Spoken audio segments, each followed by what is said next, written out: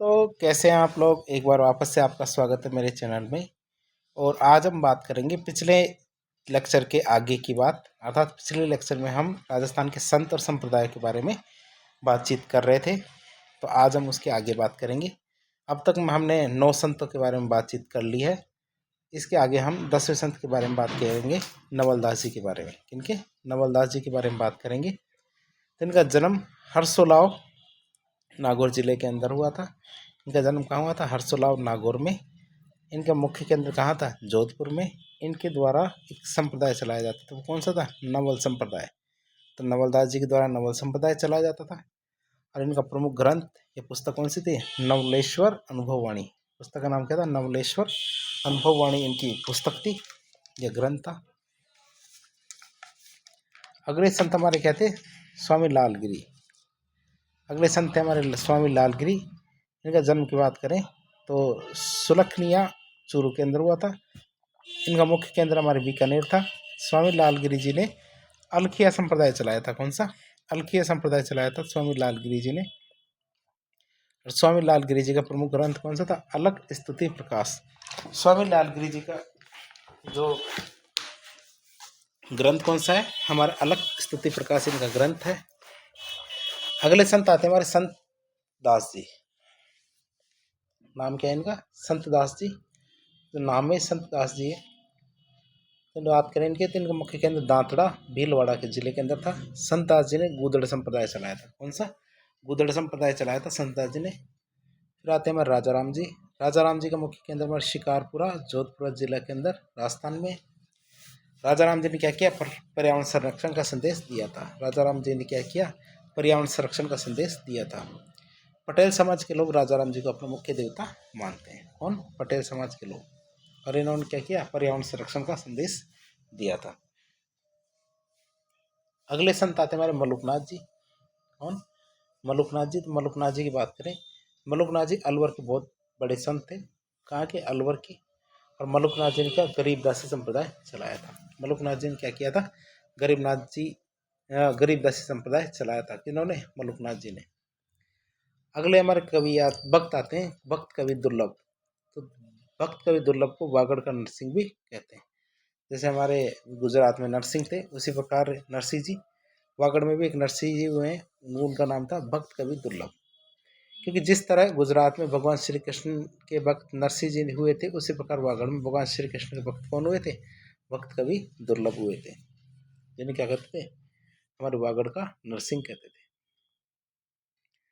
अगले हमारे महिला संत हुई थी, और महिला संत थी कौन? मीराबाई। मीराबाई की बात करते हैं। इनका जन्म कुड़की पाली के अंदर हुआ था। कुड़की गांव है, जिला कौन सा? पाली। पिता कौन थे इनके? रतन सिंह बाजोली पाली के सामंत थे। माता इनकी वीर कुंवर थी। दादाजी दूदाजी थे, जो क्या थे? मेड़ता के राजा थे। इनके पति भोजराज थे, राणा सांगा के पुत्र। गुरु इनके रैदास थे। और इनके द्वारा कौन कौन सी पुस्तकें लिखी गई? हमारे एक तो गीत गोविंद, पदावली, रुक्मिणी मंगल, सत्यभामा नुभूषणों, नरसिंह जी को मायरो। ठीक है, जो उन्होंने संत मीराबाई ने किस सहयोग से लिखी? रत्नाखाती के सहयोग से लिखी। हमारी कौन सी? नरसिंह जी को मायरो। मीराबाई का पालन पोषण क्या है? मेड़ता नागौर में हुआ था। कहाँ पे? मेड़ता नागौर में हुआ मीराबाई का पालन पोषण।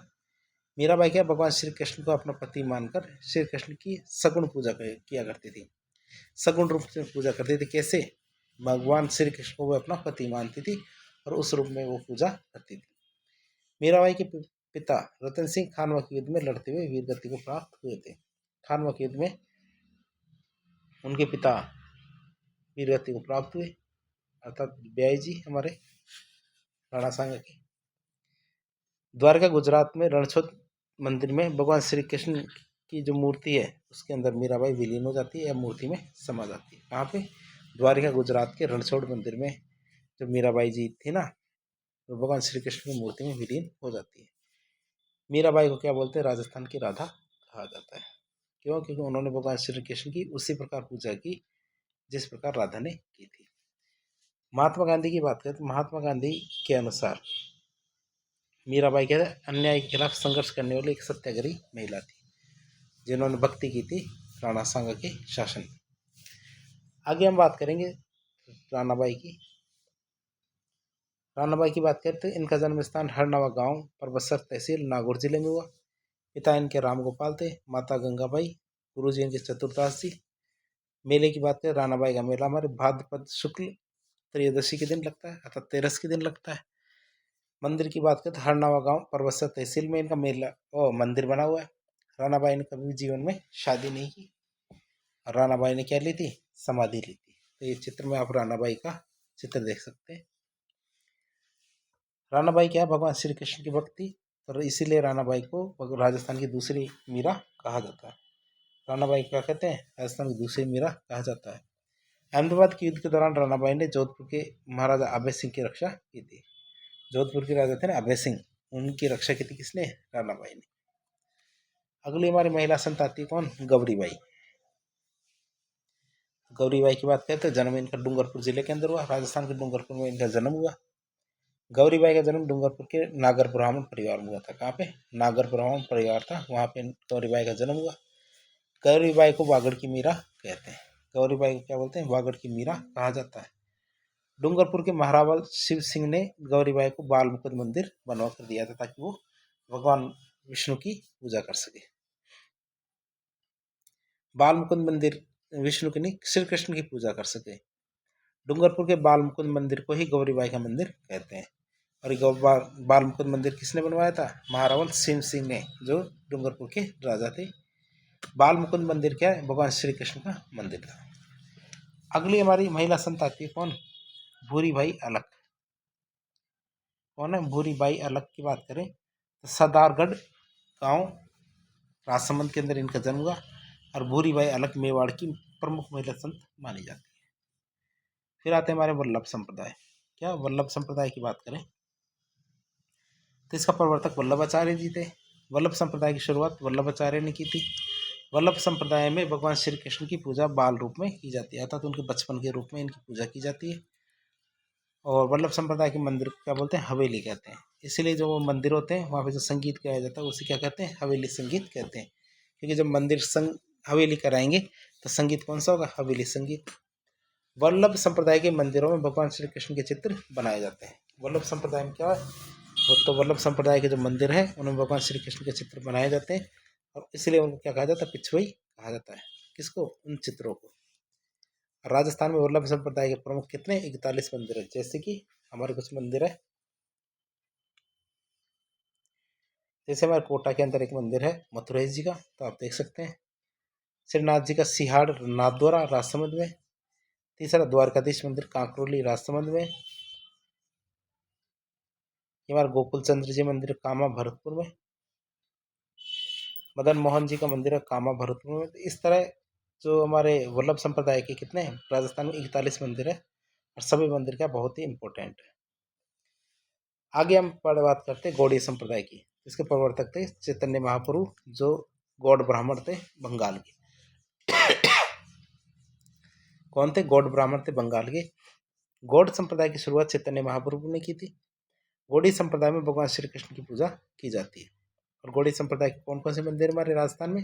ये तो गोविंद देव जी मंदिर जयपुर में, जो हमारे कछवा है, तो ये अपने आप में इनका दीवान मानते हैं।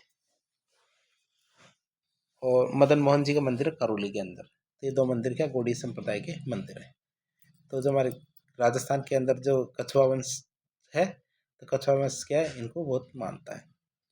करौली में क्या मदन मोहन जी का मंदिर किसने करवाया था निर्माण? इसका गोपाल पाल ने इसका निर्माण करवाया था। किसने? गोपाल पाल ने इनका निर्माण करवाया था। किसका? जो हमारे गौड़ी संप्रदाय का मंदिर है मदन मोहन जी का मंदिर करौली में। अगला हमारा संप्रदाय कौन सा? निम्बार्क संप्रदाय। संप्रदाय का नाम क्या है? निम्बार्क संप्रदाय। प्रवर्तक कौन थे? निम्बार्काचार्य। निम्बार्क संप्रदाय की शुरुआत निम्बार्काचार्य ने की थी। मुख्य केंद्र कौन सा था? सलेमाबाद गांव, किशनगढ़ तहसील, अजमेर जिला। अजमेर जिले के सलेमाबाद गांव में किशनगढ़ तहसील में इन्होंने अपना मुख्य केंद्र बनाया। परशुराम जी ने निम्बार्क संप्रदाय के सलेमाबाद स्थित मुख्य केंद्र की स्थापना की थी। किसने? परशुराम जी ने। निम्बार्क संप्रदाय में राधा को भगवान श्री कृष्ण की पत्नी माना जाता है। क्या माना जाता है? भगवान श्री कृष्ण की पत्नी मानकर पूजा की जाती है। अब मेले की बात करते हैं। निम्बार्क संप्रदाय को राधा अष्टमी के दिन अर्थात भाद्रपद शुक्ल अष्टमी के दिन मेला लगता है। शेखावटी क्षेत्र की बात करते हैं, निम्बार्क संप्रदाय का सबसे अधिक प्रभाव है। कहाँ पे? शेखावटी क्षेत्र।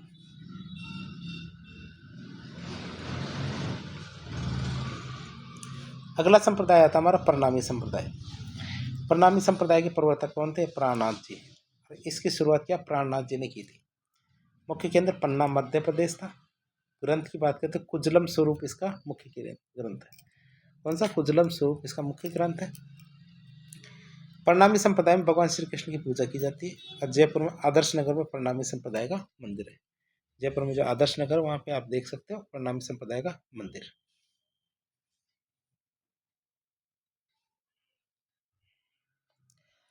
अगला हमारा संप्रदाय था रामानंदी संप्रदाय। कौन सा? रामानंदी संप्रदाय की बात करें, इसका प्रवर्तक कौन थे? रामानंद जी। रामानंदी संप्रदाय की शुरुआत रामानंद जी ने की थी। रामानंदी संप्रदाय में भगवान श्री राम की पूजा रसिक नायक के रूप में की जाती है। भगवान राम की पूजा कैसे की जाती है? रसिक नायक के रूप में इनकी पूजा की जाती है। इसलिए रामानंद जी रामानंदी संप्रदाय को रसिक संप्रदाय भी कहते हैं। इसलिए क्या बोलते हैं? रामानंदी संप्रदाय को रसिक संप्रदाय भी कहते हैं। सवाई जयसिंह के शासनकाल में कृष्ण भट्ट ने राम रासो नामक किताब लिखी थी। सवाई जयसिंह ने क्या किया? तो सवाई जयसिंह के शासनकाल में कृष्ण भट्ट ने एक किताब लिखी थी राम रासो। और राम रासो पुस्तक में राम और सीता के प्रेम की कहानी का वर्णन किया गया है। इसमें राम रासो में क्या किया गया? भगवान राम और सीता माता इनके प्रेम कहानी का वर्णन किया गया। अब बात करें इस संप्रदाय की, तो राजस्थान में रामानंदी संप्रदाय के कौन कौन से केंद्र हैं वो देख लेते हैं। तो रामानंदी संप्रदाय के केंद्र की बात करें तो हमारे गलता जी जयपुर में। इनके मुख्य गुरु कौन थे? हमारे कृष्णदास परिहारी। रेवासा सीकर में अग्रदास जी थे। तो रामानंदी संप्रदाय में गलता जी में केंद्र की स्थापना किसके द्वारा की गई थी? कृष्णदास परिहारी के द्वारा। और जो हमारा रेवासा केंद्र है इसकी स्थापना अग्रदास जी के द्वारा की गई थी। आमेर के राजा पृथ्वीराज है और उनकी पत्नी बालाबाई है, ये दोनों के दोनों कृष्णदास परिहारी के शिष्य थे। इनके गुरु का नाम क्या था? कृष्णदास परिहारी। अब जयपुर वाले केंद्र की बात करें इनके गलता जी के अंदर, तो ये कहाँ है? जयपुर जिले के अंदर। गलता जी में गालव ऋषि रहते थे, इसलिए गालव ऋषि का आश्रम क्या कहलाता था? गलता ऋषि। गलता जी, गालव ऋषि के आश्रम के कारण ही गलता जी का नाम क्या पड़ा था? गलता जी पड़ा था। और गलता जी क्या सूर्य मंदिर के लिए बहुत ज्यादा प्रसिद्ध है। रामानंदी संप्रदाय के प्रवर्तक थे रामानंद के गुरु रामानुज जी। ठीक है, तो रामानंदी संप्रदाय के प्रवर्तक कौन थे? रामानंद के गुरु रामानुज थे। भक्ति आंदोलन की शुरुआत दक्षिण भारत में थी। ये हमने भक्ति काल के अंदर भी पढ़ा था। भक्ति आंदोलन जब पढ़ रहे थे उसी दौरान हमने पढ़ा था। तो इसके लिए आप वो वाला लेक्चर देखें जिसमें भक्ति आंदोलन और सूफी आंदोलन के बारे में जानकारी थी।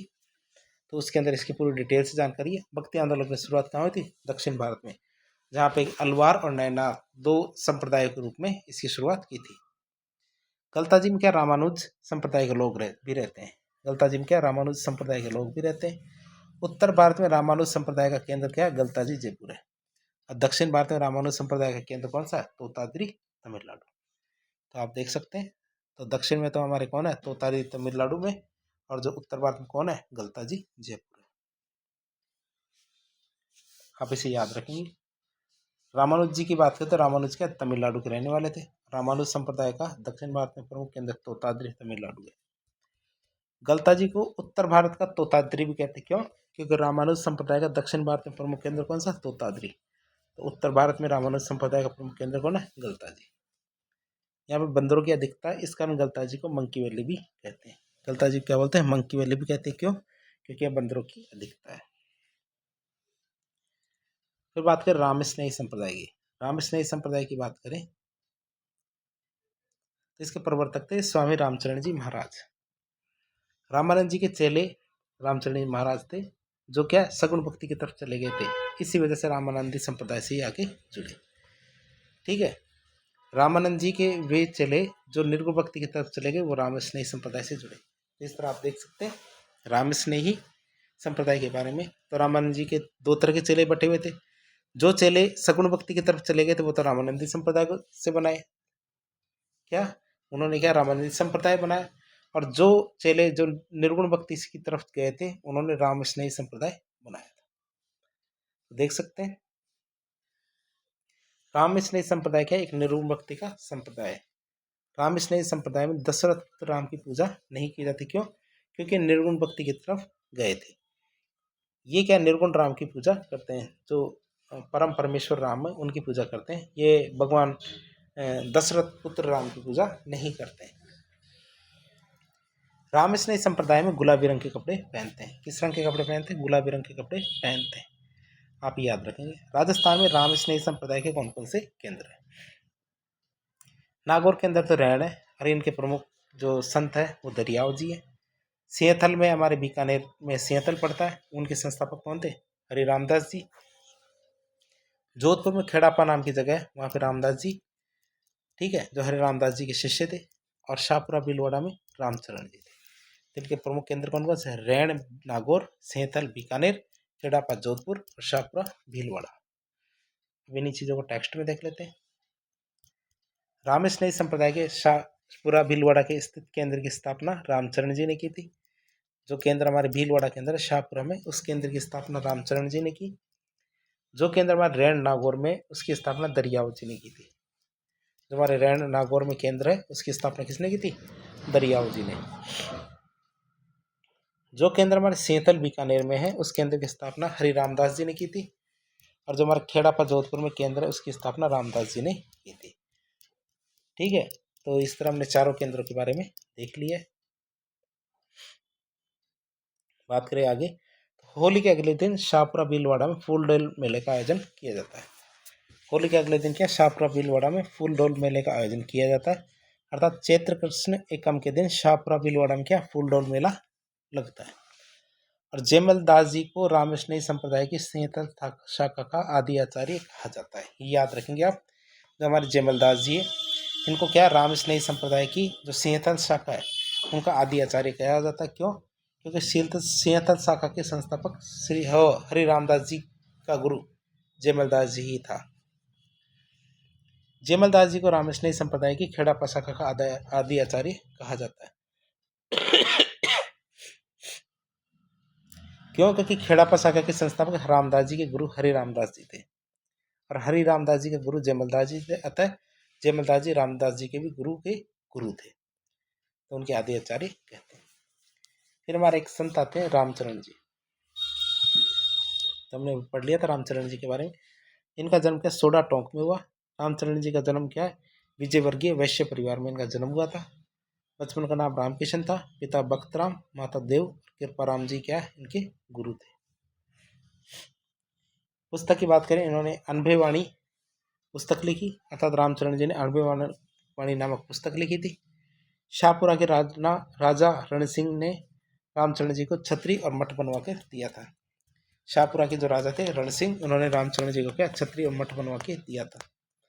रामचरण जी ने राम स्नेही संप्रदाय की खेड़ापा शाखा की स्थापना की थी।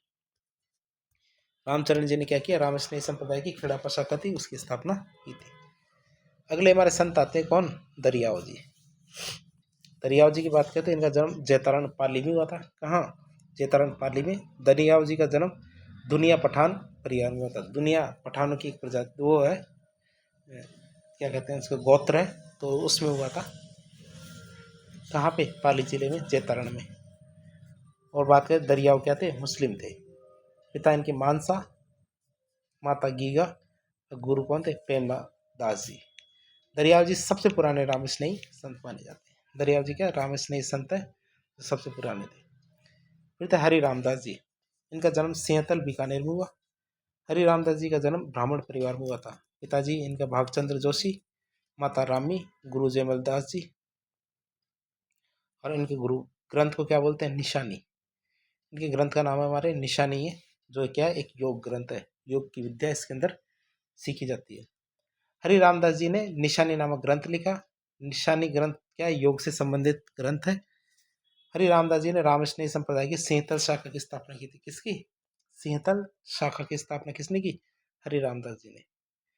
फिर आते हैं हमारे रामदास जी। क्या आते हैं? रामदास जी। रामदास जी का जन्म भीकम कौर जोधपुर में हुआ था। रामदास जी का जन्म मेघपाल परिवार में हुआ था। पिताजी इनके सादुल और माता जी इनकी अणबी थी। गुरु कौन थे इनके? हरि रामदास जी। तो इस तरह हमने राम स्नेही संप्रदाय की बात कर ली। अगला हमारा संप्रदाय था नाथ संप्रदाय। कौन सा? नाथ संप्रदाय। तो नाथ संप्रदाय के बारे में देखें तो इनके संस्थापक कौन थे? गोरखनाथ जी। इनके संस्थापक कौन है? गोरखनाथ जी। राजस्थान में नाथ संप्रदाय की दो शाखाएं हैं, एक तुम्हारे माननाथी, एक आता बैरागनाथी। माननाथी तो हमारे इसका तो एक महामंदिर है जोधपुर में। बैरागनाथी का स्थान कौन सा है? राताडूंगा नागौर में। तो नाथ संप्रदाय की माननाथी शाखा का प्रमुख केंद्र मान महामंदिर जोधपुर में। तो जो वैरागनाथी शाखा है इसका प्रमुख केंद्र मान राताडूंगा नागौर में। जालोर के अंदर जो सिरे मंदिर है वो भी नाथ संप्रदाय से संबंधित ही मंदिर है। योगी रतननाथ ने देवराज को जैसलमेर का राजा बनने की आशीर्वाद दिया था। किसने? रतननाथ ने कहा था देवराज को तू राजा बन जाएगा, तो वो राजा बन जाता है। इसीलिए नाथ संप्रदाय को बहुत प्रसिद्धि मिली थी। फिर आता उंदरीय संप्रदाय। जैसलमेर झील के आसपास के क्षेत्र में भील जनजाति में उंदरीय संप्रदाय बहुत ज्यादा फेमस हुआ है। जैसलमेर झील राजस्थान के उदयपुर में है, जिसको ढेबर झील भी कहते हैं। फिर आता कामड़िया संप्रदाय, इसके प्रवर्तक थे रामदेव जी। कामड़ी संप्रदाय की शुरुआत हमारे रामदेव जी ने की थी। रामदेव जी के मेले के दौरान कामड़ी संप्रदाय की जो महिलाएं हैं वो 13 ताली नृत्य करती। फिर एक संप्रदाय आता हमारा कुंडा संप्रदाय। कौन सा? कुंडा संप्रदाय। कुंडा संप्रदाय की बात करें इसके प्रवर्तक थे हमारे मल्लीनाथ जी, और कुंडा संप्रदाय की शुरुआत के मल्लीनाथ जी ने की थी। तो इस तरह हमने राजस्थान के प्रमुख संत संप्रदाय के बारे में जानकारी ले ली है। ये हमारे 2 पार्ट के अंदर था। पहला पार्ट इससे पहले अपलोड कर दिया गया है, तो इसको सुनने से पहले आप उसे देखें ताकि आपकी अच्छी समझ विकसित हो। तो आज के लिए इतना ही। तो इस प्रकार के इन्फॉर्मेटिव वीडियो देखने के लिए हमारे चैनल से जुड़े। वीडियो यदि पसंद आता तो वीडियो को लाइक करें, चैनल को सब्सक्राइब करें, अपने दोस्तों के साथ शेयर करें। यदि आपके कोई सुझाव हो कमेंट बॉक्स के माध्यम से बताएं। धन्यवाद।